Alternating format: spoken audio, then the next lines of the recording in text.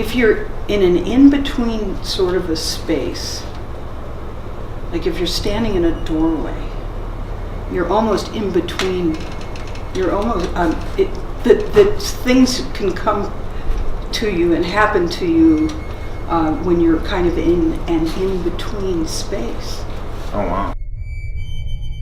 But he's like a black balloon, and he floats around in there. Mm-hmm. And he floats around in there very occasionally. Sometimes he's gone for a long, long time. But even the dog will notice. Wow. So, Well, I've made a point of not being afraid. right.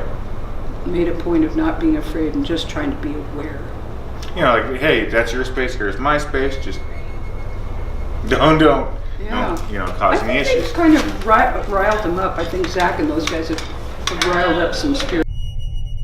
I think we're on a quartz outcropping, kind of, as the ore body So funny you came up. say that. I said the same thing. It's got to be the stone or the quartz. It's something about here.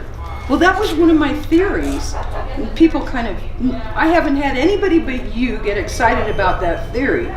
But the ore body itself, full of silver and gold, is all found, all the silver and gold is found within the quartz. And that's what they were mining out. So when it came to the surface right underneath the town. Mm-hmm. So I think that basically we're sitting on a quartz area. Good afternoon. Welcome to Haunted Stories with your host, Scott Litaea. Today we are here with Penny Chollar. And Penny, can you tell us a little bit of the history of the Chollar Mine? Be happy to. The Chollar Mine was originally staked by a group of miners who were prospectors. The history of the Chollar Mine revolved around a man named William Sharon, and he also built the railroad up here. And he was quite a character. His personal story reads like a exciting romance novel. He was quite the character and quite the gambler who managed to manipulate funds and managed to convince people that they wanted to invest money in mining and in railroads. And he did quite well for himself. The Bank of California building still exists. It's on the main street. It's in the back of the Ponderosa Saloon. Wow. But that was the name of it. It was the Bank of California.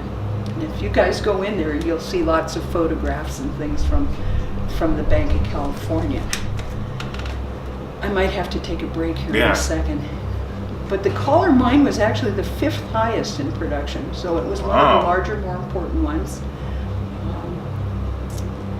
Overall, this place was being looked at by the rest of the world very carefully between 1860 and 1880 because there were so many technological advances at that time that were being utilized here, and that of course the amount of wealth that was being produced. So all the people go in and out there, all of the ore comes up through that shaft, all the material and the equipment goes down that shaft. We're going to go back here about 400 feet